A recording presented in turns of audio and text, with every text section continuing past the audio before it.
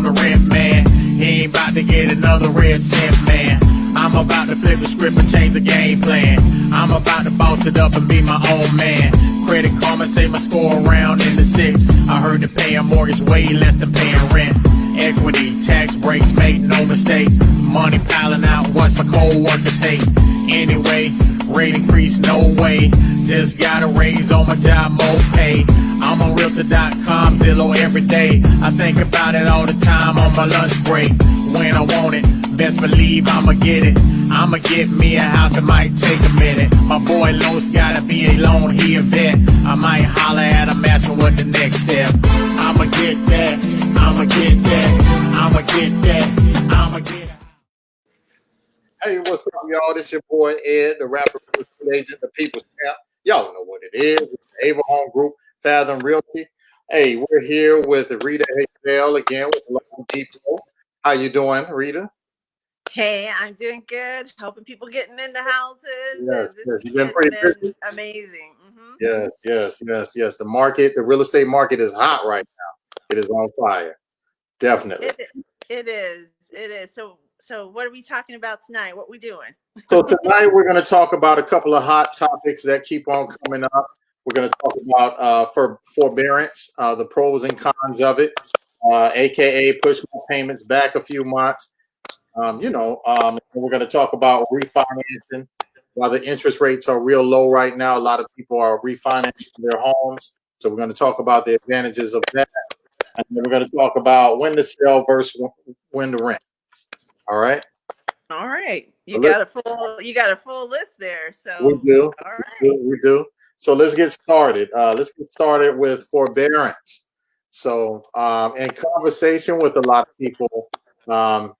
people just don't even know that they're in a forbearance. I know they had a lot of stuff in the media about, pushing your payments back.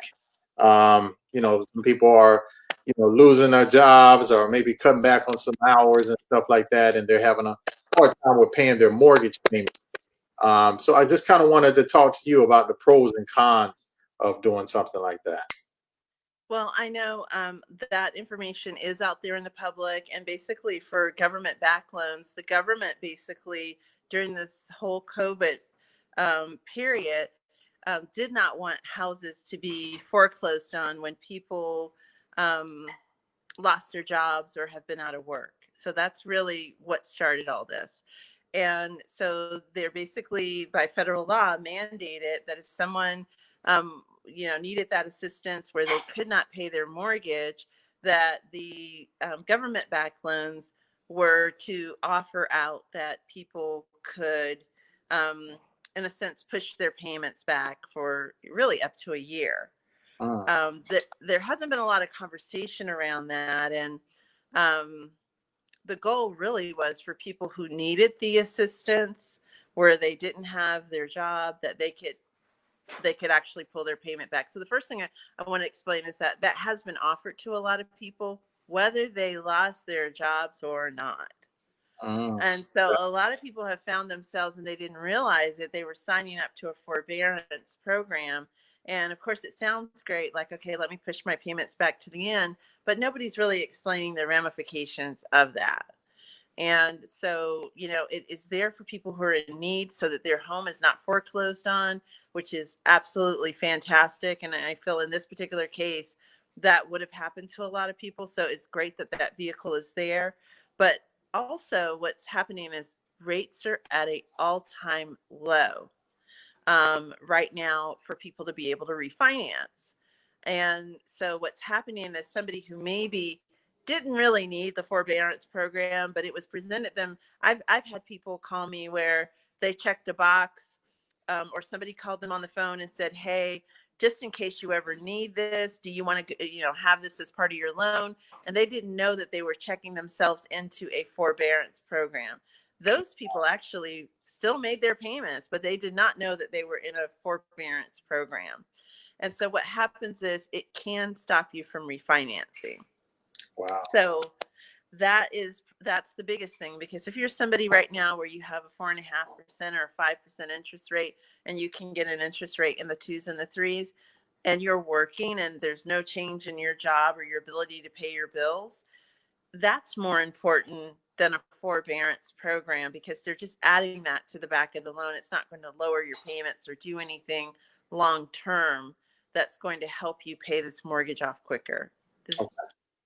Is So, that what you've been hearing out there? yeah, I've been hearing that too. And then I heard that if just say 6 months down the line after they do a forbearance, you wanted to purchase a house, is there a certain amount of time that they would have to wait before they can purchase? Really what it is, and even the government has tried to respond to this, because a lot of people found themselves in these programs without a lot of knowledge or information. So in reality, right now, some of the most recent changes that have come with that is that if you found out that you were in forbearance and you didn't know it, if you catch up your payments, then you can go ahead and move forward. So like if you're refinancing and you don't necessarily have a late payment, or you have made those payments, then it will not stop you from refinancing. But for purchases, that that is going to be something that an underwriter looks at, because if you're in forbearance, you haven't been making a payment for the last 6 months, and so that can have an underwriter not want to sign off on that loan, because it's like someone didn't make their payments, for the last 6 months. Gotcha, gotcha. Makes a lot of sense. Makes a lot of, but what I found is that, like you said, a lot of people don't even know that they're in a forbearance. They just think they're just putting their payments back a few months. That's right. That's right. And so you want to be careful about that. You want to ask the question. So if you have a home right now and your lender is offering that, you want to actually ask those questions. Well, what if I want to refi? Well, what if I decide I want to leave this home, sell it, and move to another home? How does that impact me? And make sure you have all of the information before you sign into that. Gotcha, gotcha, gotcha. So another one of our hot topics that I've been hearing buzzing in the streets is refinance. So, I even talked to, I don't want to put anybody, one of my family members, and I told them that they should refinance. They were able Uh-huh. to get refinance, and I think they saved about $200 or $300 a month by refinancing because the interest rates are so low. So, talk about some of the advantages and some of the pros and cons of refinancing right now. Um, Refinancing right now is a wonderful thing. All of America really is refinance, is basically how I like to put it, because you have to kind of understand, you know, anywhere from 8 weeks to 12 weeks ago, the rates were nowhere near where they are right now. So if you've purchased a home even last year, you might have had a 4.5% interest rate. That same interest rate today could be anywhere from 2.875 to 3.5. Wow. Just as a general, if you can go down at least a point or more, and it doesn't have to be a whole point, but if you're going down more than a point, you are saving, as you just said, depending on your loan size, significant money on a monthly basis. And it makes your home more affordable. It means really that you're not paying all the interest that you were going to pay for that same home. So I always like to make sure people understand refinancing your home is similar to refinancing a car. You're already in the home, and there's many different vehicles or loan products that, as a loan officer, we look at to then see which is going to be the next best loan for you. So refinancing right now is definitely a good idea if you're someone who has several years left on your loan and your interest rate is significantly higher. You talked about the cons, or like when not to refinance. Right. When not to refinance is someone who doesn't have that many years left on their loan. So they're already really just paying the principal anyway. And so by refinancing to a lower interest rate, it's really not going to impact them so much. When somebody gets to where they're like, 13 years and under on their loan, you want to look at it, and it may not be beneficial because really they're paying mostly principal anyway. Now, would a person have to have they would have to qualify like they would for a regular loan, like they're buying a house? Would they have to have a certain credit score, and do they have to put money down, or how does that work? No, because these are great questions, Ed. No, it's not the same as when you buy. And there's more than one loan product. So you have to kind of understand, like if you were in an FHA loan Well, there's a vehicle called an FHA Streamline loan where basically you don't even, if you qualify for the Streamline by having an FHA loan, it's there just to lower your interest rate. You don't necessarily have to be income qualified for that all over again because you already have that loan. There are some credit score requirements, and in general, FHA in general is 580 and above. But right now during COVID, again, there are overlays that exist out there. Typically, I think it's going to be like 620 and above or so for an FHA Streamline, where you don't need an appraisal, you don't need to give income documentation. It's just there as a vehicle for a lower rate. There's the same thing for VA loans as well. If you're a veteran and you have a higher rate, that Streamline, there is a Streamline product again where you don't need to turn in any income and you don't need an appraisal to be able to get the lower interest rate. Wow. But sometimes there's a time where there is just, for in a sense, a regular refinance where, just as an example for one I just did, you can save a lot of money. Like if you're somebody where you've had your house for maybe 8 years and the equity has been going up, well, if we are doing an appraisal, it could mean you have 20% equity. So not only do you get the lower interest rate, we also can take that extra PMI out of your loan, and that could turn to where you have $400 to $600 a month in savings, depending on the loan size. Oh, wow. Wow. Say that again. Say 400. If you're somebody where you have 20% equity, not because you paid your loan down by 20%, but because the houses around you have gone up in value, I might evaluate you and I might be looking at a conventional loan, an FHA loan, but I'm going to look at a conventional loan because we could basically take the PMI off of your loan, and then still you're getting the very low interest rate. And so it's like doubling your savings. And those are pretty cool when that happens, because people really aren't expecting it. And we're like, no, your payment's going to be like, $400, $500 less than you thought it was on a monthly basis. You also have the ability to, refinancing is a big topic, but so I'm just going to hit some of the key points. You don't always have to take the savings. You literally, if you're comfortable with your payment, let's just say you were paying $1,500 a month for your payment.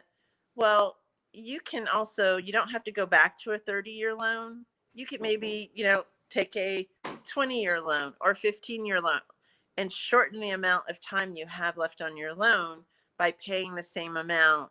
And we cut the years off instead of giving it to you in a monthly savings. Wow. Okay. See, so these are things that you just normally wouldn't know unless you were to talk to a loan officer. So, wow, I love this. I love this. And that's the reason why we do this show, just so we can put all this information out there to people. Because right now, with COVID going on, and people getting jobs being losing jobs, cutting back on hours and stuff, people are looking for ways to save money. Which brings me to my next topic. Ed, before you go to the next topic, can I drop a few more gems on Sure. that really quickly? Yes. Okay, and so I just want to say, because I know you have a lot of investors who consult with you, who are buying or who are trying to go and have rental property. So if you're in your primary home, another reason, if you know you are going to change this to a rental property a year or two from now, again, this is the time to drop and have your payment be as low as possible. So when you rent it out, you have the most profit coming to you. And then instead of forbearance, kind of hitting back onto that topic, a lot of people also don't know, when you refinance, you'll have at least 1 month without a payment, and sometimes 2, depending on when your refinance closes. And so a lot of times you can get the lower payment, but you still will end up with a month or 2 without a payment, which is helpful right now. And then sometimes you get that additional, just depending on where it falls, the escrow. So sometimes the escrow is paid in advance, and you may get some extra money for that. So it's almost like Christmas in June and July. Right. You get a few checks coming your way, because when you They'll send you the check back from your escrow deposit because we started it in a new loan. So if anybody out there needs to refinance, there's a lot to look at, and it's specific to you. So it's your individual situation and what you're trying to achieve, because we didn't even touch on cash out. Okay. All right. Well, you touch on it a little bit. I'm gonna let you go. Go ahead. Let's keep going. Oh, well, that's another vehicle. And so, people who are looking to remodel their homes, or they might have an unfinished basement or something that they've been wanting to finish. Now's the time to look at those things, because if you have equity, if you have more than 20% equity in your home, we're going to leave that 20% equity in there, but there might be additional equity that you can then take out. And I had people who are remodeling. I've had people who are buying other investment property, where they're able to take, anywhere from 20 to 100,000 out of their property, and they are strategically doing other things during this time because the interest rate is so low. So then, even though they took money out, their monthly payment is only slightly higher or the same as what it was before. So, those are different things, particularly for people who are looking to do particularly investment properties or buy their next house. That is definitely a way to do it. Gotcha. Good stuff. So that's why I'm an advocate of home ownership, because there's so many different options, so many different things that you can do with your property. It does really empower you.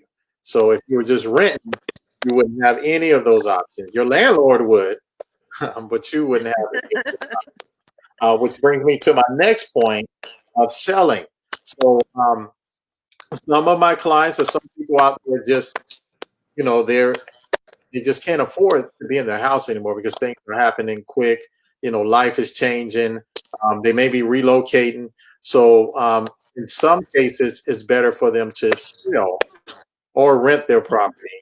I have a client that I just went to go see last week, to where unfortunately he lost his job, and he was going to move in with his girlfriend. He bought a house 3 years ago, and God willing, once we get it sold, he should make after he pays everything, he'll probably make $40,000 to $50,000 profit. That's He's awesome. only been in his house 3 years, so that's the kind of thing that I try to tell people. So now, even though he doesn't have a job right now, at least that money will kind of get his mind clear, and he can kind of pay some things off and just kind of save until he makes his next move, because he will be able to buy again. It's just Absolutely. everybody, it just goes through a thing sometimes, and it's just good that he has that option. He was so thankful that he was able to be able to sell it versus rent. That is very true. And just, anytime you have home ownership, and for people out there who are looking to sell for various reasons, the market is still extremely good. It is a asset, and so you can move, in a sense, you can move that money around. All he's doing is liquidating, and he has that money to hold for another day. And I always say the only difference between renting and owning is basically having a few months of emergency funds set up. So that gave him the opportunity to, take a month or two and sell that property, where he can then liquidate that and be able to save it for his next home. So I think that's excellent. And we're just trying to put those thoughts out there as well. I think because during this difficult time, you don't know what people are facing. Right. And a lot of times, if you don't hear anything, and a lot of people listening might have friends who are going through difficult things, and they need to know that if they have a house or they have property, they have an asset, and they might want to call you, Ed, and see what all their options are. Right. I mean, and on our job as real estate agents, our job is to listen to the client and to just assess what's going on and see what's best for them. It may not be best for them to sell. It may be better for them to do a forbearance, or to refinance, or maybe even rent out their property. But there are different options, people in different situations. And a real good real estate agent and professional was going to listen to that client. And we're kind of like social workers. We just kind of listen, and we just kind of tweak it, and we put it all together and whatever fits that particular client, that's what we help them to accomplish. So That's exactly right. I always say that, it's about, you always hear that phrase, it's about who you know. And I always say, if you don't know someone who's a real estate expert, if you don't have someone who's a lender, who's someone who you can call and you can ask questions to, or a credit expert, you really want to connect with people, because that's how you understand all your options. Most of the time when people talk to me, they don't know all the options that are out there.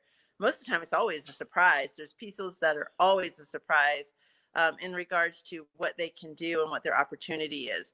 Like you said, it's an opportunity. Even the gentleman you're talking about, he can pay off his debts. So if he had debts, he can pay them ahead. Same thing when people refinance, they can reduce their debts. They can pay off, 5 or 6 bill and now have it at a 3% interest rate. It's crazy. So I think like knowing that you can call and that you can ask, and all it is information, and you need to have people who are willing to pass it on. Absolutely. Well, thank you for being on again. So we would definitely reconvene, but thank you. How can they reach you again? You can definitely reach me. I think my email's there at the bottom, which is rhazel@loandepot.com. If you have a question, don't hesitate to reach out. And my phone number is 704-302-2641. All right. So thank you guys for joining the show, and we'll see you again next week. Thank you, everybody. Bye, Ed. Bye.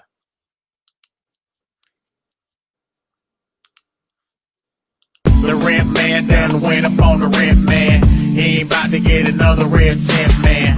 I'm about to flip the script and change the game plan. I'm about to boss it up and be my own man. Credit Karma say my score around in the 6. I heard that paying mortgage way less than paying rent. Equity, tax breaks, make no mistakes. Money piling out, watch my cold workers hate. Anyway, rate increase, no way.